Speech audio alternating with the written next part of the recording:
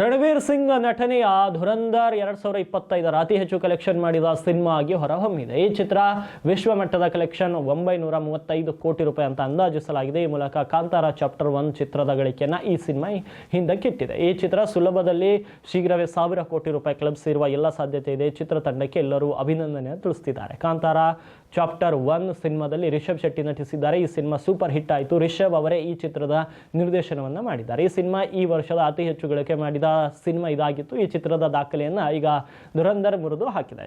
Kantara chapter 1 ಚಿತ್ರದಲ್ಲಿ ಒಟ್ಟಾರೆ collection 850 ಕೋಟಿ ರೂಪಾಯಿ ಆಗಿತ್ತು. ಧುರಂಧರ್ ಕಲೆಕ್ಷನ್ ಈಗ 900ರ ಗಡಿಯನ್ನು ದಾಟಿದೆ. ಹಲವು ದೇಶಗಳಲ್ಲಿ ಸಿನಿಮಾ ಧುರಂಧರ್ ಬ್ಯಾನ್ ಆಗಿದೆ. ಅದಾಗೂ ಕೂಡ ಸಿನಿಮಾ ಕಲೆಕ್ಷನ್ ತಗ್ಗಿಲ್ಲ. ಈ ಚಿತ್ರ ಭಾರತದ ಬಾಕ್ಸ್ ಆಫೀಸ್ನಲ್ಲಿ 600 ಕೋಟಿ ರೂಪಾಯಿ ಗಳಿಸಿದೆ. 25 ದಿನವೂ ಧುರಂಧರ್ ಸಿನಿಮಾ ಭಾರತದ ಬಾಕ್ಸ್ ಆಫೀಸ್ನಲ್ಲಿ 17 ಕೋಟಿ ರೂಪಾಯಿ ಬಾಚಿಕೊಂಡಿದೆ. ಈ ವೀಕೆಂಡ್ ಒಳಗೆ ಚಿತ್ರ ವಿಶ್ವ ಬಾಕ್ಸ್ ಆಫೀಸ್ನಲ್ಲಿ 1000 ಕೋಟಿ ರೂಪಾಯಿ ಗಳಿಸುವ ಸಾಧ್ಯತೆ ಇದೆ. ಈ ಮೂಲಕ ಈ ವರ್ಷದ ಮೊದಲ 1000 ಕೋಟಿ ರೂಪಾಯಿ ಕ್ಲಬ್ ಸೇರಿದ ಸಿನಿಮಾ ಇದಾಗೋ ಸಾಧ್ಯತೆಗಳು ಕೂಡ ಇದೆ.